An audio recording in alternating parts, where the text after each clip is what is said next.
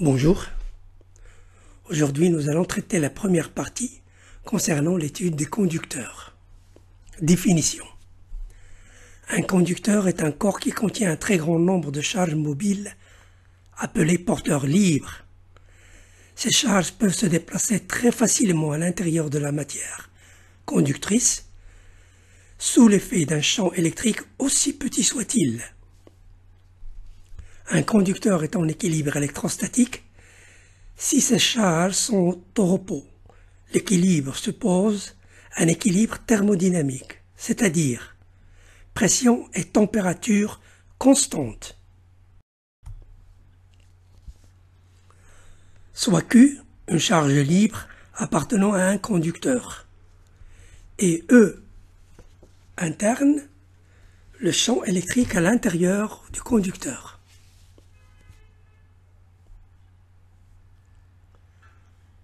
La charge Q est soumise alors à la force F égale Q fois EI. Si le conducteur est en équilibre, la charge est immobile. Dans ce cas, la force F intérieure égale à 0, ce qui implique un champ à l'intérieur du conducteur égal à 0. En tout point d'un conducteur en équilibre électrostatique, le champ électrique est nul.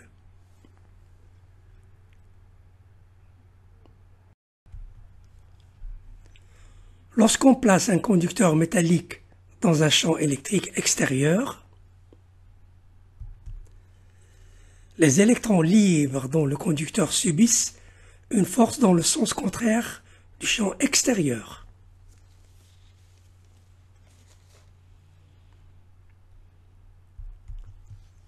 Les électrons libres se déplacent donc vers le côté du conducteur où pénètrent les lignes de champ.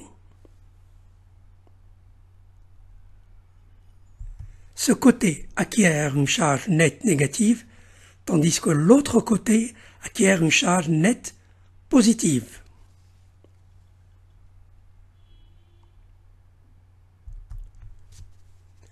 Cette séparation de charge dans le conducteur produit un champ E', de sens opposé à E extérieur.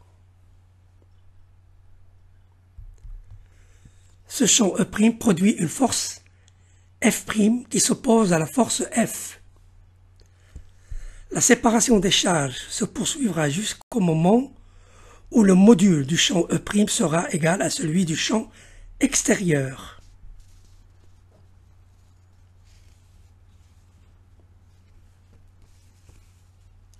Propriété 1. À l'équilibre électrostatique, le champ macroscopique total à l'intérieur d'un conducteur homogène est nul. Deuxième propriété. Le champ électrique extérieur et à proximité du conducteur est partout perpendiculaire à la surface du conducteur. En effet, il ne peut y avoir de composante du champ qui serait parallèle à la surface du conducteur. S'il y avait une telle composante, les électrons libres se déplaceraient le long de la surface sous l'effet de cette composante. Il n'y aura pas d'équilibre électrostatique. Propriété 3.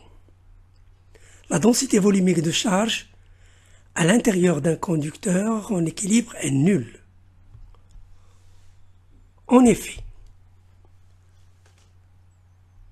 le théorème de Gauss sous sa forme différentielle s'écrit div de E égale ρ sur epsilon 0. Et comme E égale à 0, ρ est alors nul. Il y a une compensation exacte entre les charges positives et négatives et les charges excédentaires ou non compensées dans un conducteur en équilibre ne peuvent être que surfaciques.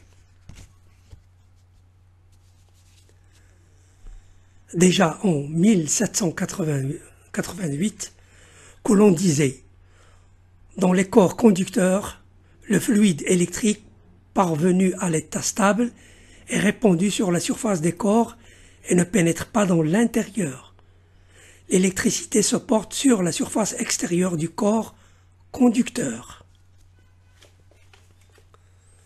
Propriété 4. Tous les points intérieurs et sur la surface d'un conducteur en équilibre électrostatique sont au même potentiel. En effet, à l'intérieur du conducteur, E égale à 0. La variation du potentiel entre deux points A et B dans le conducteur donne VA moins VB égale l'intégrale de E d de L égale à 0.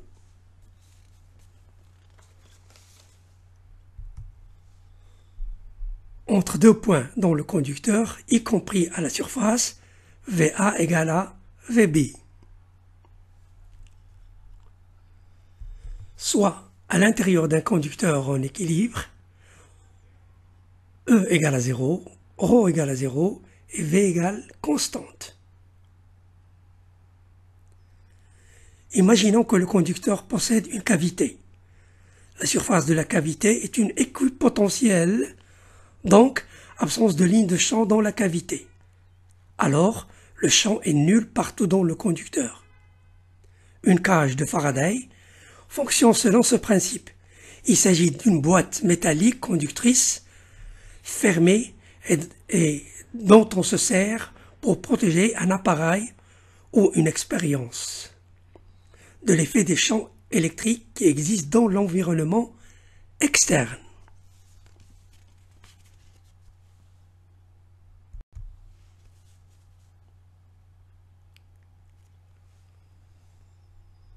On charge un conducteur C à l'aide d'un générateur sur une petite zone. La charge se redistribue rapidement sur toute la surface externe.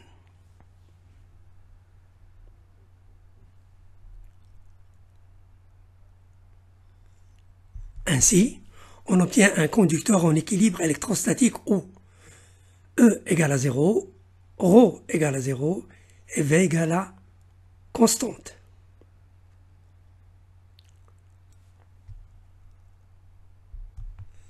Sa densité de charge surfacique est notée sigma. Cherchons la relation reliant l'intensité du champ en un point M très voisin de la surface du conducteur et la densité sigma. Considérons une surface de Gauss constituée par l'élément de surface D de S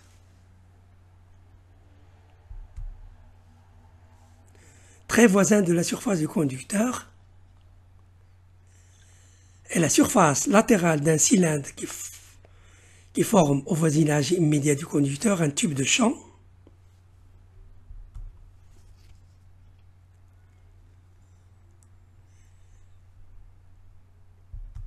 et une surface de forme quelconque sigma à l'intérieur du conducteur.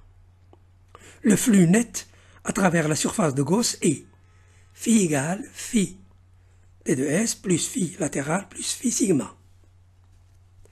Avec phi sigma et le flux à travers la surface sigma qui est nul, puisque le champ est nul à l'intérieur du conducteur.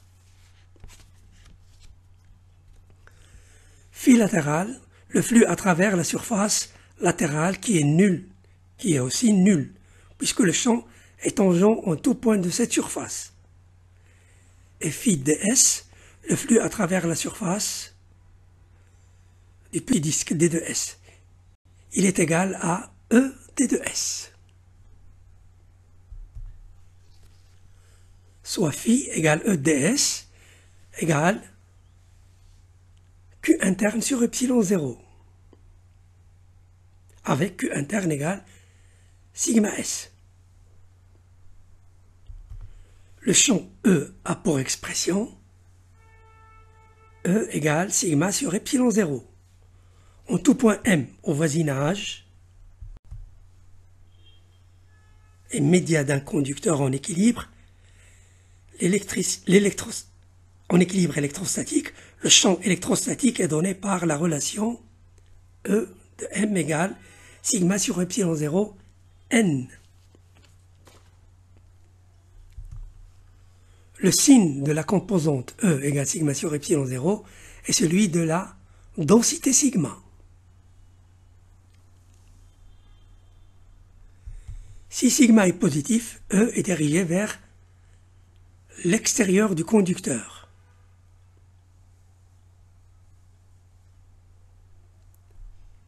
Si sigma est négatif, E est dirigé vers l'intérieur du conducteur.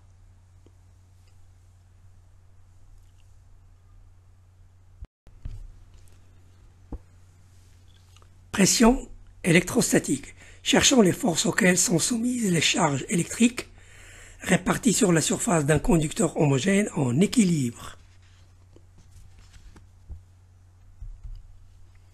Considérons la charge dQ égale sigma d de S centrée en P sur un élément de surface d de S. Elle est soumise à la force dF égale E1 fois sigma ds. Sur la figure, on voit que dF est dirigé vers l'extérieur, quel que soit le signe de la charge du conducteur. E1 est le champ créé par toutes les charges électriques réparties sur le conducteur autre que la charge sigma d de S.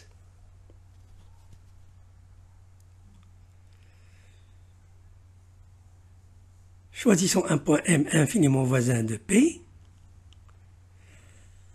La distance étant petite par rapport aux dimensions linéaires de l'élément D de S. Au point M, le champ E est la résultante des forces des champs E D de S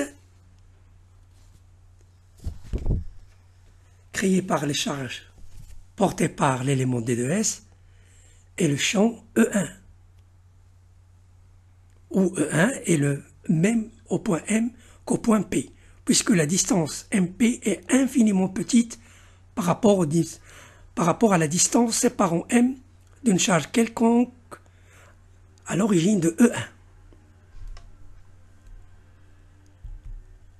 Rappel du résultat établi dans la vidéo exercice de potentiel électrostatique que je vous invite à regarder. Lorsque Z tend vers 0, le champ créé par l'élément D de S est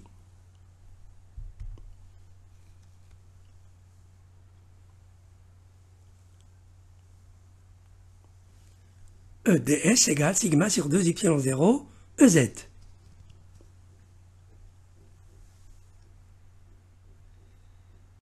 Et E égale E1 plus E d de S.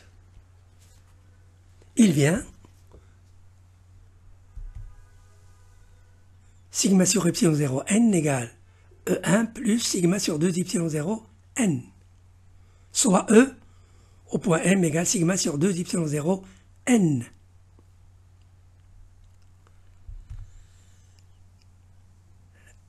Et donc dF égale sigma au carré sur 2 y0 ds vecteur unitaire n.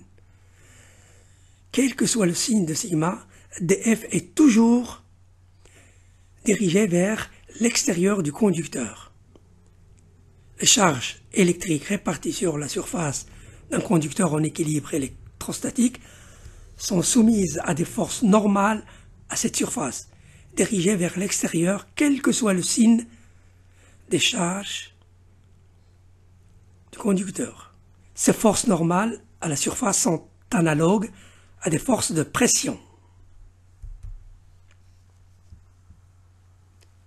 C'est pourquoi la force par unité de surface, d de F sur ds égale à P, égale sigma au carré sur 2 y0, s'appelle la pression électrostatique.